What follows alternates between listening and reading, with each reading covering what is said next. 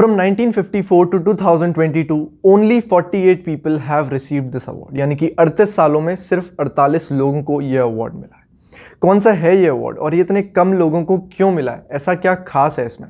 और अगर ये इतना ही खास है तो इसमें पैसे भी बहुत मिलते होंगे। ऐसे ही कुछ सवाल आपके मन में आ रहे होंगे और आज की इस वीडियो में मैं आपको इन्हीं कुछ सवालों के जवाब देने वाला हूँ। नमस्कार दोस्तों, मेरा नाम है अभेद और स्वागत है आपका अ टीन थॉट चैनल पर। तो मैं बात कर रहा हूं भारत के सर्वोच्च नागरिक सम्मान की, यानी कि इंडियाज हाईएस्ट सिविलियन अवार्ड, जो कि है भारत रत्न। भारत रत्न उन लोगों को दिया जाता है जो अपने काम में, अपने फील्ड ऑफ वर्क में एक ऐसे मुकाम पर पहुंच जाते हैं जिसको क्रॉस करना तो बहुत दूर की बात है, वहां तक पहुंचने के लिए भी 100 साल कम पड़ सकते हैं। भारत रत्न उन लोगों को दिया जाता है जो भारत के प्रगति और विकास के लिए बहुत कुछ करते हैं और भारत को इंटरनेशनल लेवल पर सम्मान दिलाते हैं। यह अवार्ड जीतने वाले लोग आर्ट्स यानी कि कला, साइंस यानी कि विज्ञान, लिटरेचर यानी कि साहित्य, म्यूजिक यानी कि संगीत, स्पोर्ट्स यानी कि खेल और पब्लिक सर्विस यानी कि समाज सेवा, इन कुछ फील्ड से आए हैं। अब मैं आपको भारत रत्न के बारे में कुछ फैक्ट्स बताऊंगा और उसके बाद हम लोग आएंगे इस वीडियो के सबसे इंटरेस्टिंग पार्ट पर। पहली चीज, ये अवार्ड एक साल में केवल 3 लोगों को दिया जा सकता है और उससे ज्यादा नहीं। और जरूरी नहीं है कि हर साल ये अवार्ड किसी ना किसी को दिया जाए। जैसे कि 2019 में 3 लोगों को यह अवार्ड दिया गया था, जिनके नाम कुछ इस प्रकार हैं। श्री नानाजी देशमुख पोस्ट्यूमस। नाम के बाद पोस्ट्यूमस तब लगता है जब किसी के मरणोपरांत, यानी कि उनके मरने के बाद यह अवार्ड दिया जाता है। दूसरे डॉक्टर भूपेंद्र कुमार हजारिका पोस्ट्यूमस। और तीसरे हमारे पूर्व राष्ट्रपति श्री प्रणब मुखर्जी। इन लोगों के बाद अभी तक किसी को यह अवार्ड नहीं दिया गया है। आप मुझे कमेंट में ज़रूर बताइएगा आपको क्या लगता है कौन इस अवार्ड के काबिल है और 2023 में उनको ये अवार्ड मिलना चाहिए। दूसरी चीज, ये अवार्ड राष्ट्रपति द्वारा दिया जाता है और ये अवार्ड जीतने वाले को 2 चीजें मिलती हैं। पहली चीज है एक सर्टिफिकेट जिसको हम सैनेट भी कहते हैं, और दूसरी चीज है एक मेडल। ये मेडल पीपल के पत्ते के शेप में होता है और टोन्ड ब्रॉन्ज यानी कि पीतल का बना हुआ होता है। ये अवार्ड इंडिया गवर्नमेंट मिंट, जो कि कोलकाता में है, वहां बनता है।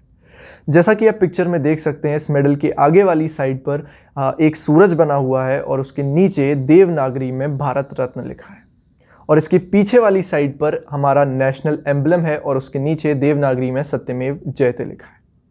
अब आप अंदाज़ा लगाइए इस मेडल की कीमत कितनी होगी। 10,000, 50,000, 1 लाख, 1,50,000? जी नहीं, 2014 में इसकी कीमत थी 2,57,732 रुपये, और मुझे लगता है आज के टाइम पे इसकी कीमत और भी ज़्यादा हो गई होगी।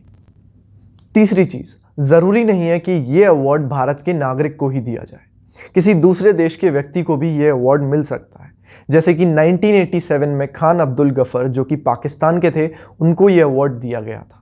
और 1990 में डॉक्टर नेल्सन मंडेला, जो कि साउथ अफ्रीका के पूर्व राष्ट्रपति थे, उनको भी इस अवार्ड से सम्मानित किया जा चुका है।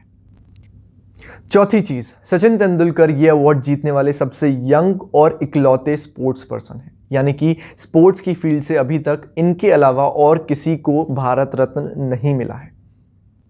हमारी 5वीं और आखिरी चीज, इस अवार्ड की शुरुआत 1954 में हुई थी और इस अवार्ड को जीतने वाले सबसे पहले 3 लोगों के नाम कुछ इस प्रकार हैं। श्री चक्रवर्ती राजगोपालचारी, डॉक्टर सर्वपल्ली राधाकृष्णन और डॉक्टर चंद्रशेखर वेंकट रमन, जिनको हम CV रमन कहते हैं। अब मैं आता हूं मेन बात पर कि भारत रत्न जीतने वाले को पैसे कितने मिलते हैं। तो मैं आपको बताना चाहूंगा कि भारत रत्न जीतने वाले को कोई धनराशि नहीं मिलती। बिल्कुल सही सुना आपने, कोई पैसा नहीं मिलता भारत रत्न जीतने वाले को, लेकिन कुछ फैसिलिटीज मिलती हैं, कुछ बेनिफिट्स मिलते हैं जो मेरी नज़र में अगर किसी को मिल जाए तो पैसे की ऐसी कुछ खास ज़रूरत पड़ेगी नहीं। तो मैं आपको बताता हूं कौन से हैं ये फैसिलिटीज़ और benefits. Declaration as a state guest while travelling within India, यानी कि अगर आप किसी भी भारत के राज्य में जाते हैं तो आपको as a state guest treat किया जाएगा। आपके सारे एक्सपेंसेस स्टेट गवर्नमेंट ही उठाएगी। आप स्क्रीन पर देख सकते हैं कौन कौन लोग स्टेट गेस्ट की लिस्ट में आते हैं।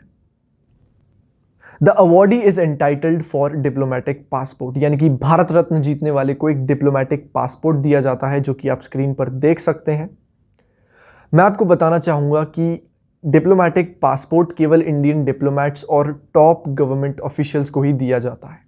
इसकी वजह से आपको सेपरेट इमिग्रेशन काउंटर्स की फैसिलिटी मिल जाती है, आपको वीआईपी लॉन्च जो एयरपोर्ट्स में उसकी फैसिलिटी मिल जाती है, और अगर आप दूसरे देश में हैं और आपको छोटी से छोटी प्रॉब्लम होती है तो इंडियन एम्बेसी आपकी सहायता के लिए तुरंत आ जाती है, कभी भी 24/7।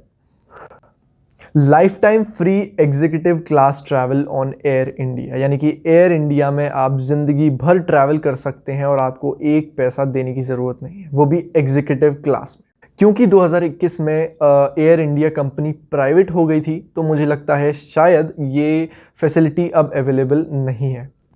दे are placed at 7A in the table of precedence. जो लिस्ट अभी आप स्क्रीन पर देख रहे हैं उसे कहते हैं टेबल ऑफ प्रेसिडेंस, और इस लिस्ट में हमारे देश के विद्वान और दिग्गज लोग, हमारे फंक्शनरीज, डिग्निटरीज और ऑफिशियल्स, जो बेसिकली मैं कहूँ तो जिनकी वजह से आज हमारा देश इतने प्रॉपर और सिस्टमैटिक वे में फंक्शन कर रहा है, चल रहा है, उनको इस लिस्ट में ऐड किया जाता है।